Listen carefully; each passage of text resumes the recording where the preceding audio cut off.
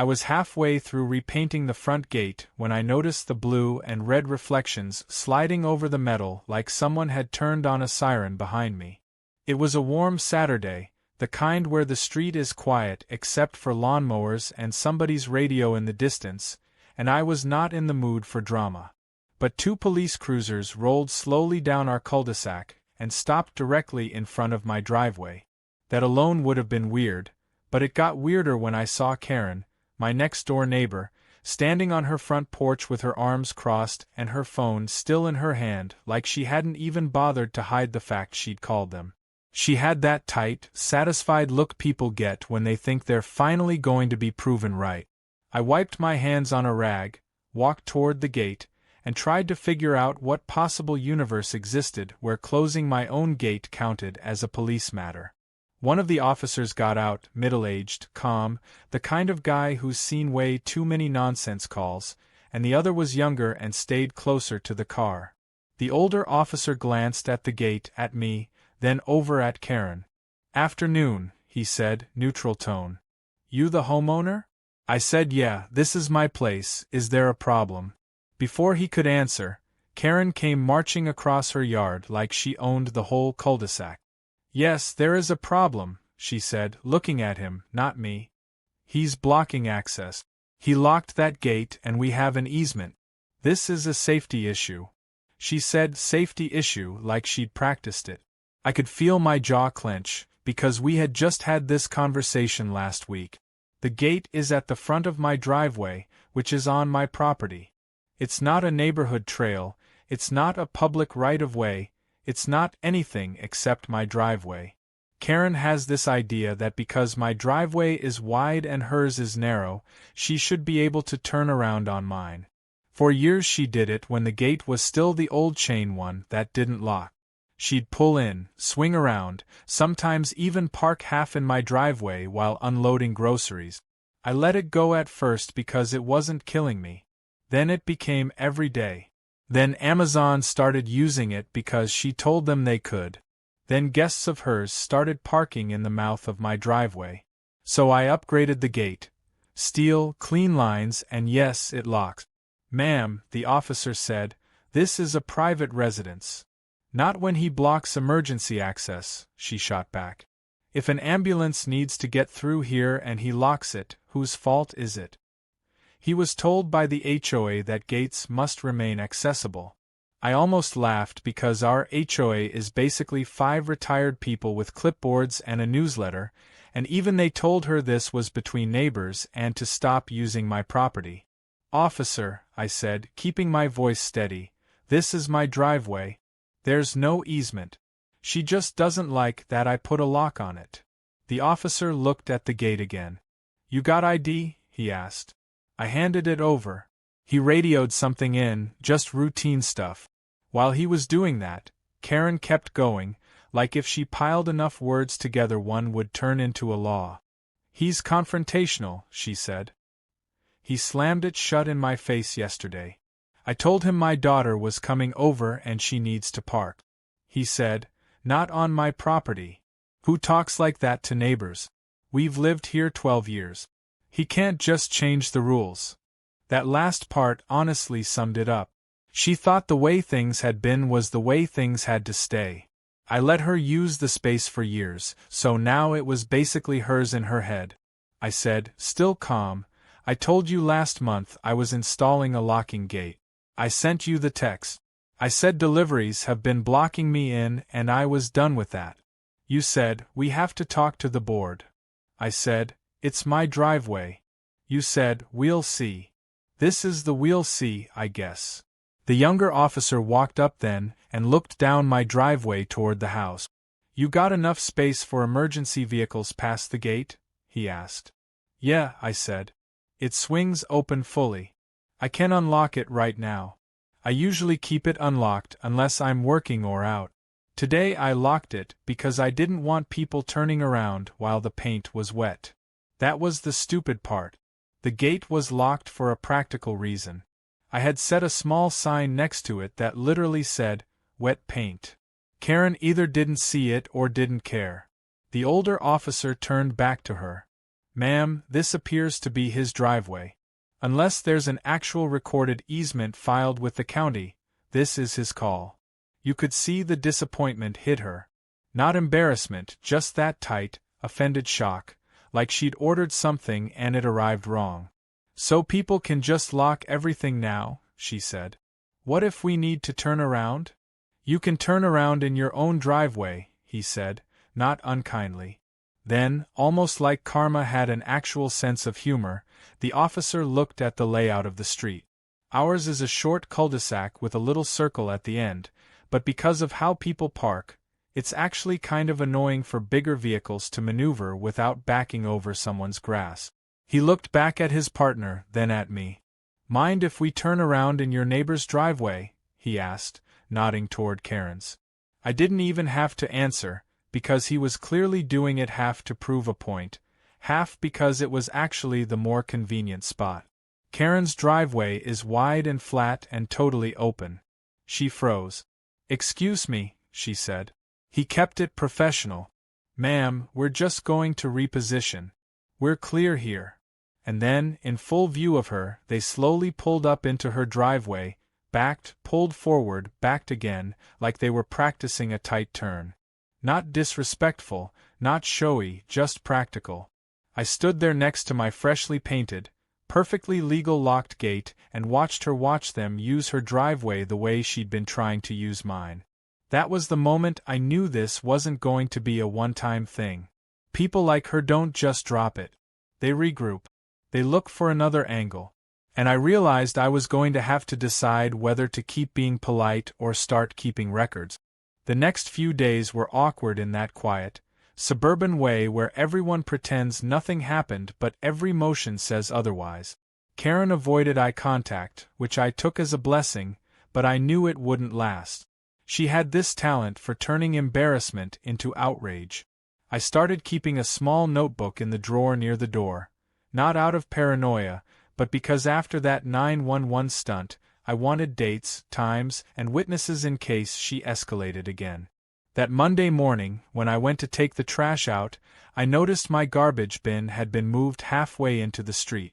It was one of those subtle, plausible deniability moves. Not tipped over, just relocated. Her driveway faced mine across the cul-de-sac, so if she'd been outside, she'd have seen it. I put it back, said nothing. But by the end of the week, it had happened twice more. Around that time, I got an email from the HOA secretary asking me to clarify the status of my gate installation. Apparently, Karen had submitted a community concern, claiming I'd installed a structure without approval.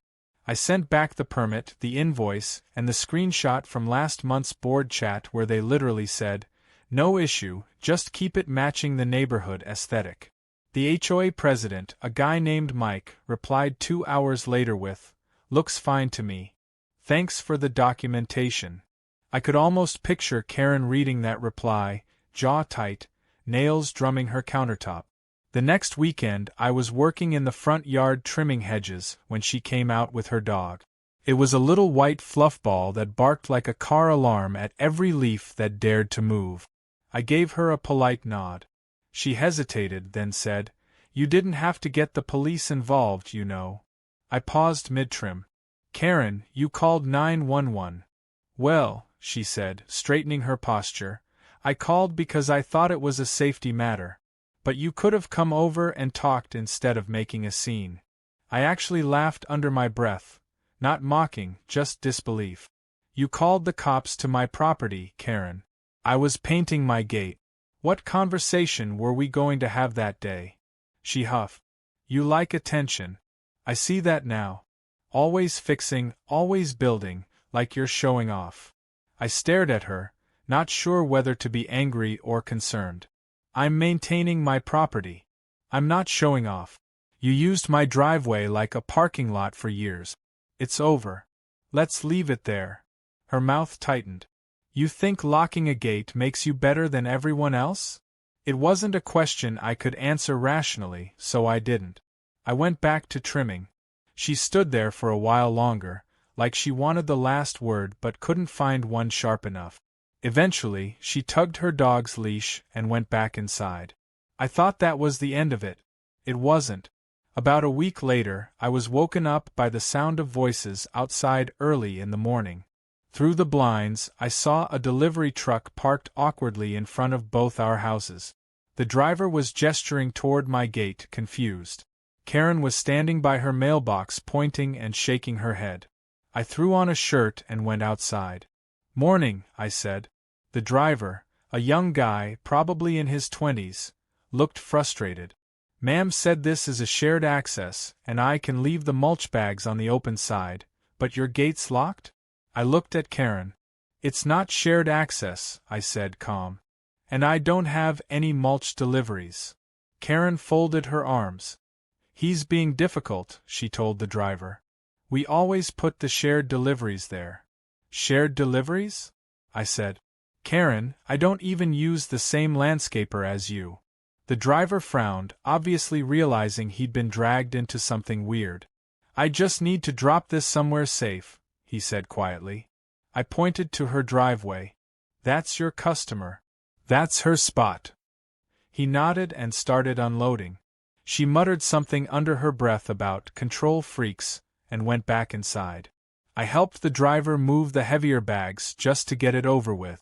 He thanked me, said he'd had neighbors like this before, and drove off.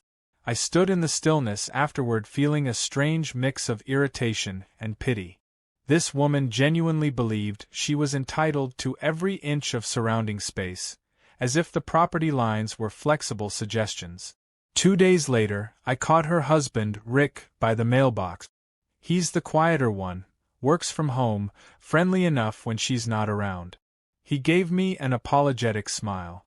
"Hey, sorry about all that gate stuff," he said. "She's really attached to how things were. You know how routines get." "I get it," I said, lowering my voice. "I don't want drama. I just want peace." He nodded. "Yeah. She feels boxed in now. Thinks the neighborhood's changing and she's losing say in it." "I get that too," I said. "But I'm not her problem." He half shrugged. "You're the symbol, though." It wasn't meant as an insult, but it landed heavy. He waved and went back inside. That night I sat on the porch watching the sunset, wondering how something so simple, a locked gate, could snowball into this quiet hostility. The street looked calm, birds in the trees, someone grilling a few houses down. From the outside it was perfect suburbia. Inside, it was small territorial wars like this that made people dread coming home. Then came the next call. Not to 911 this time, but to the HOA emergency line, which, hilariously, is just Mike's personal phone. Around 9 p.m., he called me. "Hey man, sorry to bug you. Karen's saying you've been obstructing utilities access. That sound right to you?" I sighed. "No. My meter's on the side yard. Gate's open on that side. She just doesn't like that the front's locked." He chuckled. "Yeah, figured. She's filed 4 reports in 2 weeks. I'm logging them just in case." That phrase stuck with me, just in case. Because by then I was starting to feel like I should do the same. So I set up one of those small video doorbells facing the gate. Not hidden, not dramatic, just standard home security. The first night it caught nothing. The second night, around 11:30, it caught a shadow near the curb. You could see someone in a robe, likely Karen, walking her dog, except the dog wasn't visible. Just her, standing for a good 30 seconds looking at the gate, then walking off. It wasn't illegal. It was just odd. I didn't confront her. I didn't mention it. But the next morning, when I went to unlock the gate, I noticed fresh fingerprints on the latch. She'd tried it. Again, not illegal. Just invasive. That weekend the police came by again, but this time for something completely unrelated, a community training session. They parked a cruiser at the end of the cul-de-sac and used cones to demonstrate safe vehicle positioning for new recruit. I was outside watering the lawn when one of them, the same older officer from before, waved. "Hey, mind if we use your curb for a bit?" I said sure. He grinned. "Appreciate it." They set up cones, did slow turns, practiced backing maneuvers, and yes, ended up using Karen's wide driveway again because it was the most open. She stood on her porch watching, arms folded, probably reliving that first visit. I didn't plan that, obviously, but watching it unfold felt like some cosmic balancing act. I stayed polite, kept out of it, and let reality do the teaching. Still, something told me she wasn't done yet. Later that afternoon, she yelled across the hedges, "They shouldn't be allowed to use private driveways without consent." I said, "Then maybe don't call them for things that aren't crimes." She glared, turned away, and slammed her door. That night I finally decided, enough reacting. I was going to document every incident, every false report, every petty move. I wasn't planning revenge, just defense. The kind of quiet, airtight record that makes troublemakers trip over their own claims. And maybe, just maybe, I'd find a way to make her stop without saying a word. The following week started deceptively calm. The air had that early spring heaviness where the grass grows faster than you can mow it, and for a few mornings, I convinced myself maybe Karen had moved on. She didn't look over the hedge when we both got the mail, and her little white dog barked from inside instead of on the driveway. I even told my friend Dan about it over coffee. He's a retired cop who'd seen every flavor of neighborhood feud. He just smirked and said, "People like that don't stop. They regroup." I hoped he was wrong, but by Tuesday evening I found out he wasn't. When I got home from work, a bright orange envelope was tucked under my gate latch. For a split second, my stomach sank. Official color, official lettering, but when I opened it, it was just an HOA citation. Violation of Community Aesthetics Clause 4.3, Non-compliant exterior structure color. Translation: she'd filed another complaint about my gate color. The same gate color that the HOA had already approved. I snapped a picture of the letter and forwarded it to Mike, the HOA president, with one line, "Already cleared, attached documentation." He responded within 10 minutes, apologetic as usual. "Got it. I'll clear it off your record. Sorry, same person again." I didn't even have to ask who. Still, it bothered me that she'd keep trying through official channels, like she was testing where the cracks were. That night, sitting on the porch, I could see her living room lights flicker through the blinds, the faint hum of her TV spilling out of a slightly open window. Everything looked normal from the outside, but I could feel the undercurrent, that passive, low-grade tension of people pretending to coexist while quietly digging trenches. 2 nights later I noticed a new habit of hers. Around dusk, she'd take her dog out front and just linger. No talking, no phone, just standing there staring vaguely toward my property. The first time it happened I brushed it off. The second time I waved. She didn't wave back. The third time, she pulled out her phone, aimed it at my gate, and snapped a photo. I didn't say a word. Instead, I quietly took my own photo of her doing it and saved it in the same folder where I kept the HOA letters and the camera screenshot. I started timestamping everything, not because I planned to use it, but because I was tired of feeling one false complaint away from a legal headache. By Friday morning, I decided to mow the front yard. It had rained the night before, and the air smelled of damp soil and cut grass. The gate was unlocked, as always, when I was home. Halfway through mowing, I saw a delivery truck approach. It slowed near my gate, then rolled a few feet forward into Karen's driveway. I waved the driver down and walked over, expecting another mix-up. "Hey, you looking for 214? I asked. "Yeah," he said, looking at his clipboard. "Said front drop by the open gate." I glanced back. My gate wasn't open, it was just unlocked. "You mean 212, I said. "That's her address." He frowned. Said, "The one with the gray fence and wide drive." I sighed. "That's me." "What's the name?" He checked again. "It says Karen H." I exhaled slowly. She'd started using my address for her deliveries again, probably to make it seem like shared access. "Drop it there," I said, pointing to her driveway. "But just so you know, that's 212. She keeps mixing us up." He looked relieved, nodded, and unloaded a few boxes. gardening supplies, judging by the shape. I watched her curtains shift slightly while he carried them up her walk. She was watching. Later that day, I emailed the HOA again, politely, professionally. Please note, I wrote, neighbor at 212 continues to misuse my address for personal deliveries and has filed repetitive complaints regarding my property. Requesting mediation if this continues. Mike replied, "You're doing everything right. Keep record. If it persists, we'll schedule a meeting." That evening, just after sunset, I heard voices again out front. This time, it wasn't Karen.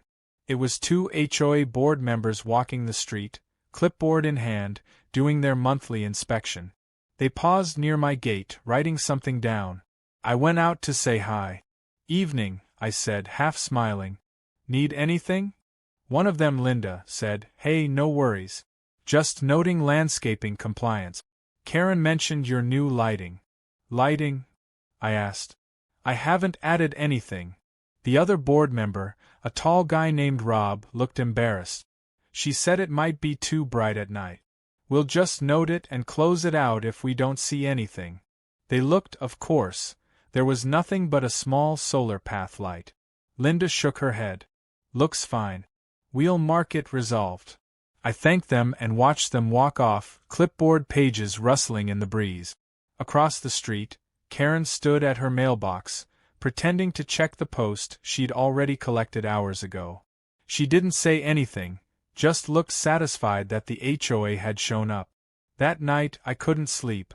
Not because of fear, just frustration. I lay there listening to the hum of the fridge and distant traffic, thinking about how exhausting it is to live beside someone who views boundaries as personal insults.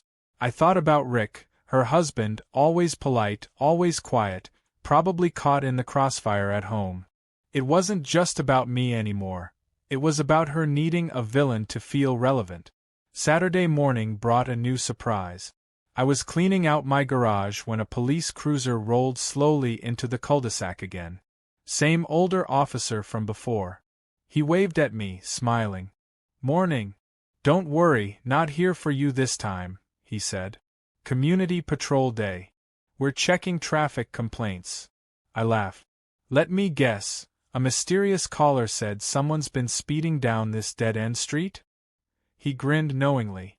"You catch on quick." He parked briefly near the circle, chatting with a trainee. Then he asked, "You mind if we use your driveway to practice the reverse turn maneuver?" I didn't even hesitate. "Go ahead," I said. When the two cruisers started practicing their slow, careful reversing, Karen came out again. She looked livid but said nothing at first. After a few minutes, she marched over to the officer, voice low but urgent. I couldn't hear every word, but I caught property rights, disruption, and favoritism.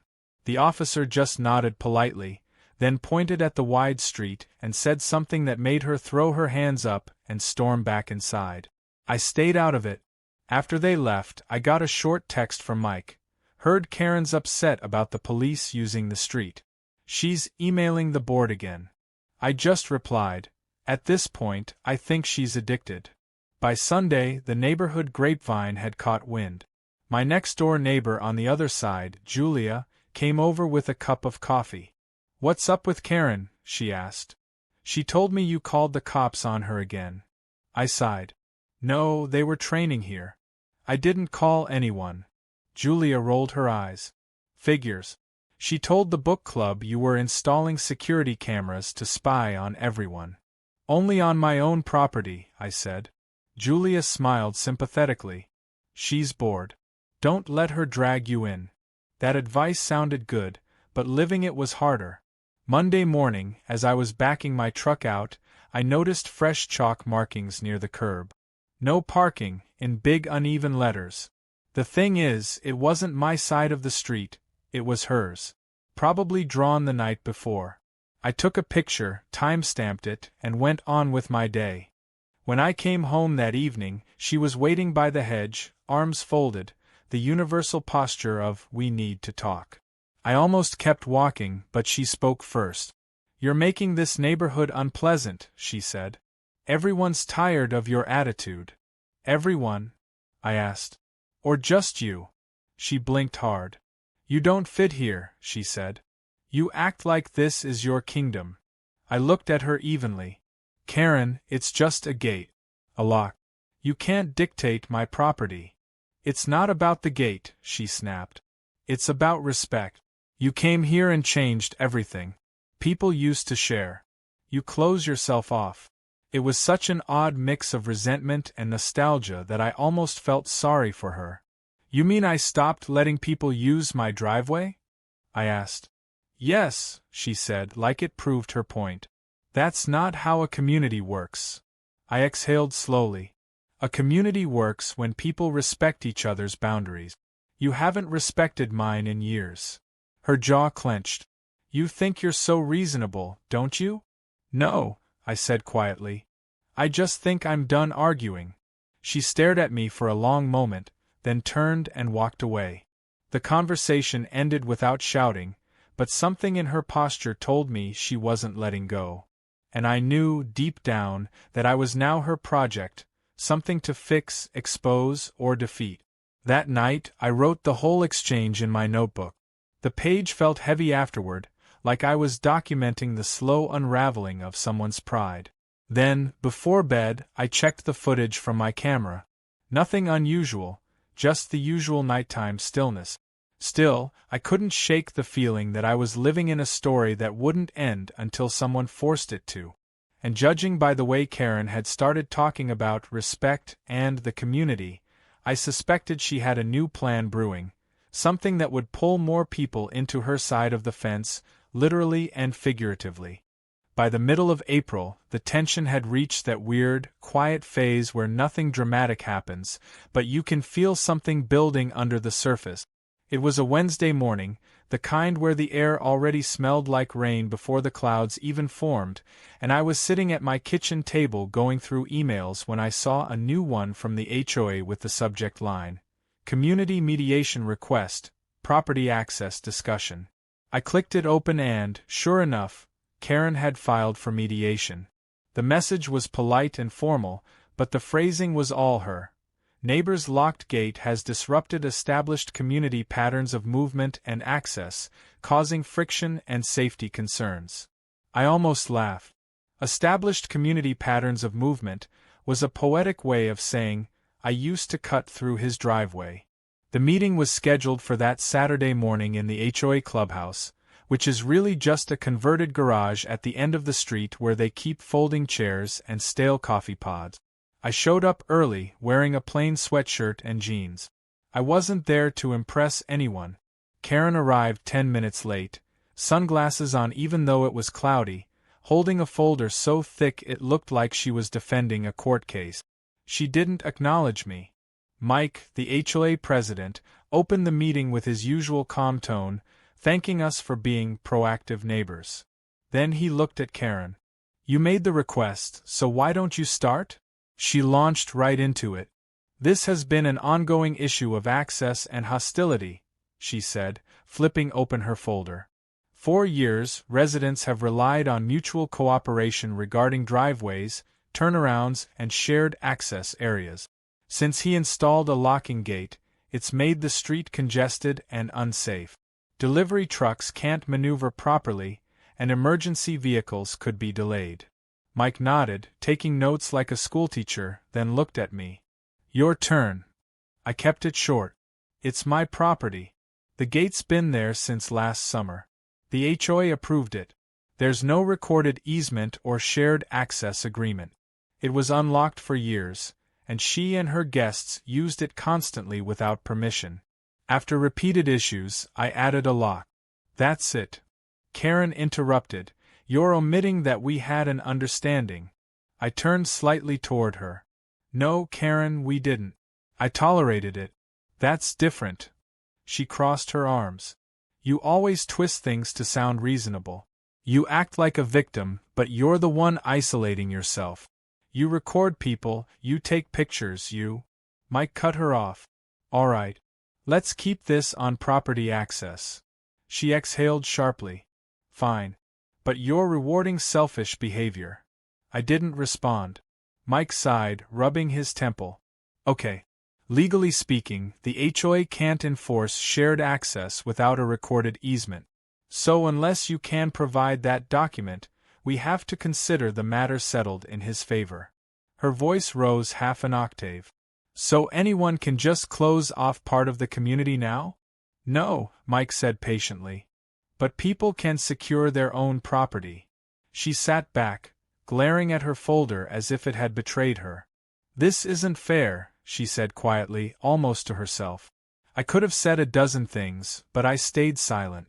The meeting ended with polite goodbyes and a clear outcome. The gate stays. I thanked Mike, left, and walked home through the drizzle feeling both relieved and uneasy. People like Karen don't lose gracefully. They look for new arenas to fight in. Sure enough, that afternoon I noticed her daughter, Emily, parked halfway in front of my property. She's in her early 20s, lives out of town, and visits once in a while. I'd always been polite to her, even helped jumpstart her car once. But this time she looked straight at me when I came out, rolled her window down, and said, "My mom said you don't want neighbors parking here anymore. Is that true?" I kept my voice calm. "That's correct. It's private property." She smirked. "You know, this used to be a nice neighborhood before people got territorial." "Maybe," I said. "But respecting boundaries keeps it nice." She rolled her eyes. "You sound just like my mom said you would." Then she drove off, leaving her tires on the edge of my grasp. That night, I wrote another entry in my notebook. 4/12, mediation concluded. Gate upheld. Emotional tension increasing. Daughter involved. By Friday, another letter arrived. This time from the city's code enforcement department. My first thought was, she wouldn't. But she had. The letter claimed unpermitted exterior lighting potentially affecting neighboring property. I actually laughed out loud. The only light I had was a single motion sensor above my garage that came standard with the house. I called the number listed and got a guy named Phil. I explained everything. He sighed audibly. "Yeah, we've had a few complaints from that street. We'll send someone to verify, but honestly, it sounds baseless." 2 days later, a city inspector came by. He checked the light, took some photos, and left within 5 minutes. "You're fine," he said. "It's within code. Some people just like to complain." I nodded, half embarrassed that this was my life now. A grown man explaining to city employees why his light wasn't too bright. That evening, I was sitting on the porch when Rick came over, hands in his pockets, that tired smile on his face again. "Mind if I sit?" he asked. I motioned to the step beside me. He sat down with a sigh that carried the weight of 20 years of marriage. "She's mad," he said softly. "Real mad. She thinks the HOA humiliated her." "I didn't humiliate her," I said. "I defended myself." "I know," he said quickly. "I told her that. But she takes it personal. She says you made her look small." "She did that herself," I said before I could stop it. He gave a half-smile that wasn't really a smile. "You're not wrong," he said. "But she's digging in. Just keep your distance, okay? She's looking for any excuse to escalate." "I've been trying to avoid her since day one," I said. He nodded, stood, and gave me a look that said he was sorry for something he couldn't control. "For what it's worth," he said quietly, "I think you've handled it better than most." Then he went home. 2 days later, the police came again. This time I wasn't even surprised. It was a slow afternoon, the kind where nothing happens, and then suddenly you see flashing lights at the end of the street. One car, then two. I was out front coiling the garden hose when they stopped right across from my house. I braced myself, but they weren't there for me. Not exactly. Karen had apparently called about a suspicious vehicle. It was a plumber's van parked by the curb near her house, working on a neighbor's water line. When the officers realized it was legitimate, they looked mildly irritated. One of them was the same older guy from before. He saw me, shook his head slightly, and mouthed something that looked like, "Again?" I gave a small shrug. As they wrapped up, the older officer said something to his partner, and they both started maneuvering their cars for practice. Same as before, slow turns and reverse drills. And yes, once again, they used Karen's driveway as part of the rotation. I didn't even smile this time. I just watched quietly while she stood frozen on her porch, her expression caught somewhere between fury and disbelief. After they left, she stormed over. "Are you calling them here to embarrass me?" she hissed. I stared at her. "Karen, they came for a plumbing call. You called them." She blinked, thrown off for a second. "I didn't expect them to use my property." "That's what driveways are for," I said. She clenched her fists. "You think this is funny?" "No," I said. "I think it's sad." Her eyes narrowed. "You're smug. Everyone sees it." I didn't respond. I just turned and walked back inside, closing the door gently behind me. Through the window, I saw her standing there for a moment before retreating. That night, I sat in the dark living room, lights off except for the faint glow from the street lamp outside. I thought about how exhausting it is when someone makes you the villain in their own insecurity story. I wasn't proud of how much satisfaction I got from watching her plans backfire, but I couldn't deny it either. Still, I wanted peace more than vindication. The next morning, I called Mike. "Can I file a harassment record?" I asked. He sighed. "You can, but it's a long process. You'd have to show repeated malicious complaints." "I've got them all documented," I said. "Then keep doing what you're doing," he said. "It's the only way she'll eventually trip herself up." By then, the neighborhood had started noticing. Julia mentioned at the mailbox that Karen had been asking around, trying to rally other residents to her side. "Nobody's biting," she said. "She's kind of burning herself out." I hoped she was right. But when I got home that evening, I found a new sign staked near the curb of her lawn facing my property. It read, "Respect shared spaces, be a good neighbor." I stood there for a long moment, the irony so thick it was almost funny. I didn't touch it, didn't mention it. Just took a photo for the record.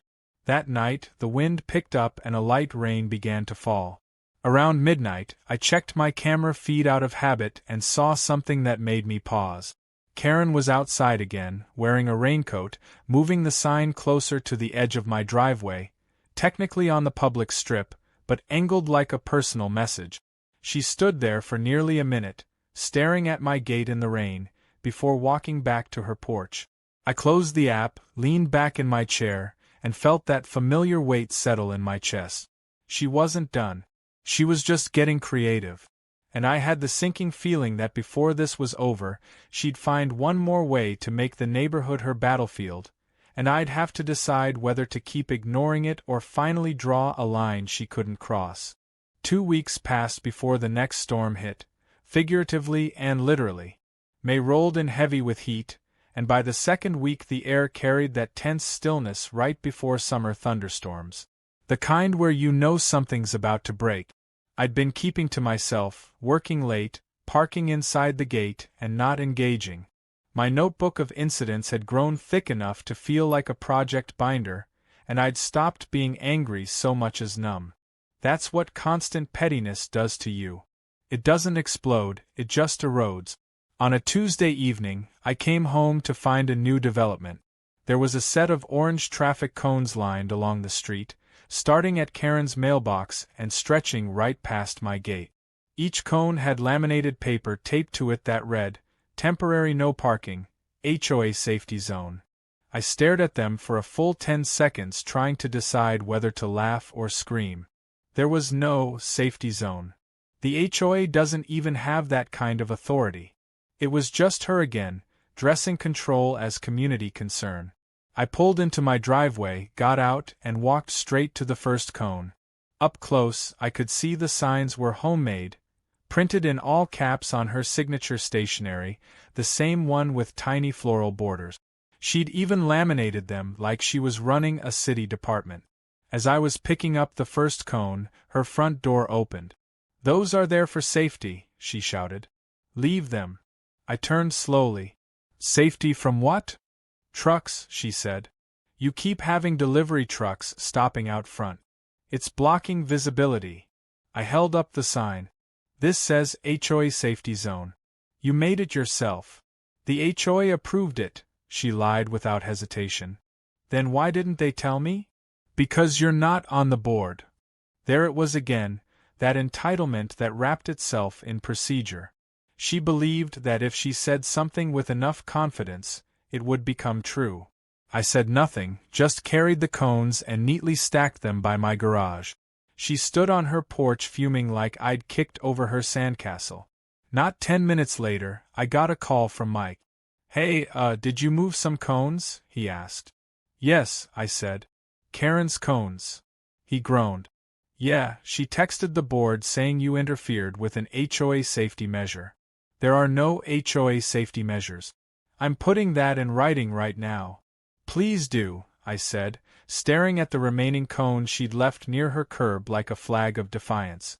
That night, I made a pot of coffee and sat outside under the porch light. The rain had started, light, rhythmic, with flashes of heat lightning in the distance. I could see her porch across the way glowing in the same pale yellow light. Her dog barked once, then went quiet. And then, like a scene playing out in slow motion, she came out holding her phone, pointing it toward my gate. I stood and called across the street, not yelling, just enough to carry over the rain. Karen, what are you doing? Documenting vandalism, she shouted back. What vandalism? You removed official safety markers. Those weren't official, I said, rain dripping from my hair. They are now, she said, snapping another picture. I laughed once, a short, hollow sound, then went inside. I knew how this would play out. Another HOA complaint, another email, another piece of paper for my growing archive. By morning I was right. An envelope slid under the gate with a printout of her report to the HOA, photos of the empty curb, an attached paragraph accusing me of creating unsafe traffic conditions. I scanned it, filed it, and went about my day. That afternoon, Julia from next door stopped me as I was unloading groceries. You know she put flyers on a few houses? She said. Flyers? Julia nodded, holding one out. It said, Concerned residents notice, please support neighborhood safety. It had a blurry photo of my gate and claimed that restricted driveways and locked access points create unnecessary hazards. I looked at the bottom of the flyer. In tiny text, authorized by the Community Awareness Committee. That wasn't real. There was no such committee. Julia gave me a sympathetic look. Everyone knows it's her. People are tired of it. That night, I finally decided I was done waiting for her to burn out. I sat down at my desk, opened my laptop, and compiled every incident. The police calls, the HOA letters, the false reports, the flyers, into one clean document. I wasn't sending it anywhere yet, but I wanted it ready. If she ever crossed the line from nuisance to harassment, I'd have evidence airtight enough to build a wall out of it. A few days later, the thunderstorm finally broke. Sheets of rain came down, wind snapping through trees, gutters overflowing. Around midnight, I woke to the sound of heavy banging, not thunder, but metal on metal. I threw on a jacket and ran outside. My gate was rattling in the wind. The latch had been lifted, the padlock missing. It hadn't blown off, it had been cut. Clean cut right through the shackle. I stood there in the rain staring at the broken lock. My camera feed would have caught it, but I didn't check yet. I was too stunned. Karen's porch light was off, but I knew she was awake. I could feel it, that electric stillness between two people who know exactly what's happening but won't say it. I relocked the gate with a spare padlock, soaked to the bone, heart thudding with a slow, furious rhythm. When I went inside, I pulled up the footage. At 11:47 p.m., the video showed a shadow moving near the gate, umbrella in hand. The figure stopped, leaned in, then vanished. The rain distorted the image, but the silhouette was unmistakable.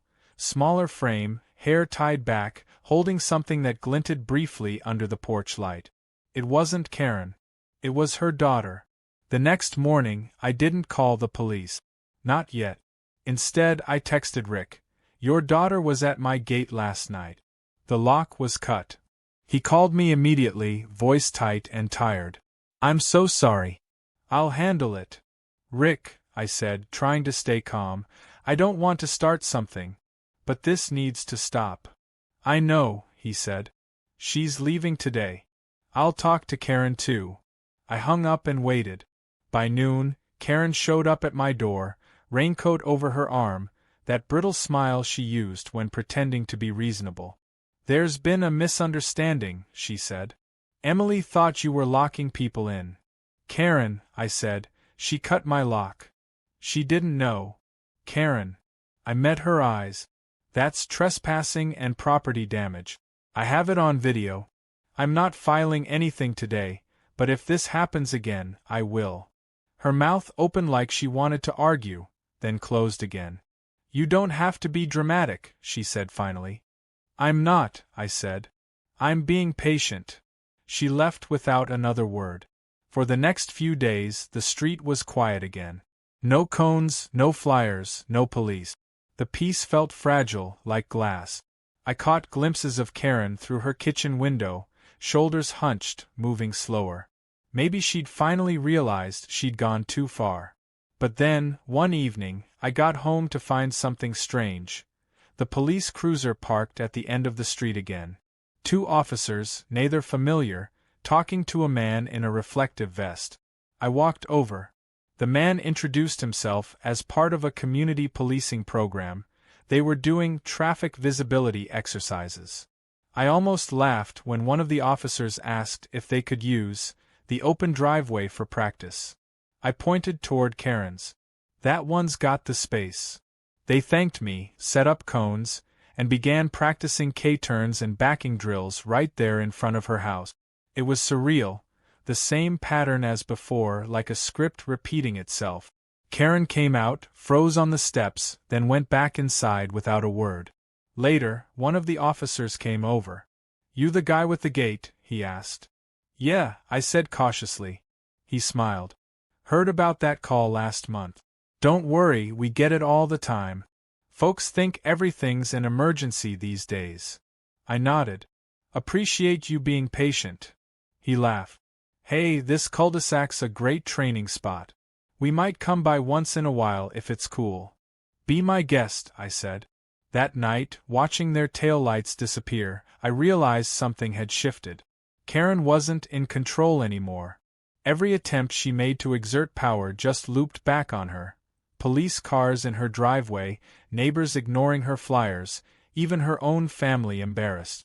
I didn't have to do anything except stay calm and consistent. Still, I couldn't shake the unease. People like her don't just fade away. They reinvent their narratives. And sure enough, the next morning, an HOA-wide email landed in everyone's inbox. Friendly reminder, please be considerate of neighbors when installing barriers or locks. The HOA values accessibility for all. It didn't name me, but it didn't have to. Everyone knew who it was aimed at. I replied privately to Mike with one line. I assume this wasn't approved messaging? He wrote back, nope. Karen drafted it. We're removing it. By then, I'd stopped reacting with anger. It was all predictable.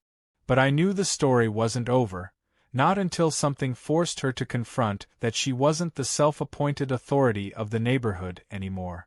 And though I didn't plan it, that confrontation came sooner than either of us expected, courtesy of the very police department she'd spent months trying to weaponize. It happened on a warm Saturday morning in late May, one of those days where everything feels slightly too still, like the air itself is waiting for something to happen. I was out front washing my truck, music playing low from a Bluetooth speaker, the gate wide open so the hose could reach. The neighborhood was quiet except for a lawnmower a few houses down. Then, right on cue, Karen stepped out of her house. She was dressed in her usual suburban uniform. Visor, capri pants, clipboard in hand, and that expression that meant she'd convinced herself she was about to perform some noble civic duty. I braced myself without even realizing it.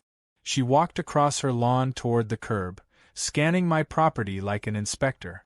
I pretended not to notice. After a moment she called out, You know that truck's supposed to be parked behind the line, right? I turned off the hose and faced her. Behind what line? The property line, she said, tapping the curb with her shoe. Your front wheels passed it. It's on my driveway, I said. Barely. Rules are rules, she replied. I didn't bother responding. I just went back to rinsing the hood. Out of the corner of my eye, I saw her pull out her phone. I could already picture the subject line of her next email to the HOA. But then, to my surprise, she didn't start typing, she started recording. She stood there, holding her phone out like she was documenting evidence for some imaginary court case. Karen, I said, keeping my tone flat, please stop recording me. She didn't. I'm documenting a violation, she said. You can't harass me on camera, I said. I'm not harassing, she shot back. You're being aggressive. I'm washing my truck, I said, louder now. She turned her camera toward my face. See? Aggressive tone. Something inside me snapped, not in anger, but in exhaustion. I reached for my own phone, hit record, and pointed it right back at her. There, I said. Now we're both documenting. She lowered her phone an inch, thrown off. You can't do that without my consent. You started it, I said quietly. She stood there for another few seconds, then huffed, muttered something about unbelievable behavior, and marched back toward her house. I figured that was the end of it for the day, but I underestimated her capacity for escalation. 10 minutes later, I heard sirens. When the police car rounded the corner, I actually laughed under my breath because it felt surreal by that point, like déjà vu performed by bad actors. The cruiser pulled up, lights flashing but no siren, and 2 officers stepped out. I recognized one of them, the same older officer who'd been here twice before. He looked mildly annoyed, like someone who'd been dragged into the same family argument too many times. Morning, he said, walking up. Got a call about a dispute. Karen came out instantly, waving her clipboard like a flag. Yes, officer, he was yelling at me, and he's been recording me without permission. The officer nodded politely, then turned to me. Sir, what's going on? I handed him my phone, still recording. She started filming me while I was washing my truck. Said I was violating HOA rules. I told her to stop. She didn't. So I recorded her back. He watched a few seconds of the video. All right, he said finally, handing it back. No threats, no contact, no issue here. Karen looked stunned. You're not going to do anything? There's nothing to do, he said simply. You're both on your own property. Recording in a public-facing area is legal. That's not fair, she said. Ma'am, he replied, fair doesn't enter into it. I almost felt bad for her in that moment, almost. She'd built her whole sense of control around the idea that the world would bend to her version of fairness. Seeing it not bend seemed to genuinely confuse her. She opened her mouth to argue, but the officer held up a hand. Ma'am, we're wrapping this up. But if you'd like, we're conducting a community relations exercise later this week. Maybe come by and talk to the team. It's open to residents. Her face froze. Here. He smiled. Right here. Your cul-de-sac's perfect for it. For a few seconds, she didn't process what he'd said. Then her expression shifted from confusion to horror. You're not serious, she said. He shrugged. We need wide driveways for our training vehicles. Yours is ideal. That was the moment the irony hit me like a wave. The police she kept calling would now be using her driveway, officially, for training practice. Karen sputtered. You can't just. He cut her off gently. We can, ma'am. It's approved. Thursday morning. Shouldn't last more than an hour. She stood there speechless, clipboard trembling slightly in her hand. He gave her a polite nod, turned back toward me, and said, You're fine here. Just stay out of each other's hair. Then they left. I went inside, closed the door, and laughed for a solid 30 seconds. Not the gloating kind of laugh, just that cathartic, relieved kind you get when absurdity finally tips into self-parody. The next few days were strangely calm. Karen didn't come outside much. The cones disappeared. Even the respect shared spaces sign vanished overnight. I think she realized she'd overplayed her hand. But Thursday came fast, and I'll admit I was curious. At 9 a.m., 2 cruisers and a city utility truck rolled into the cul-de-sac. The same officer, let's call him Sergeant Miller, waved at me as they parked. Karen's blinds twitched, but she didn't come out.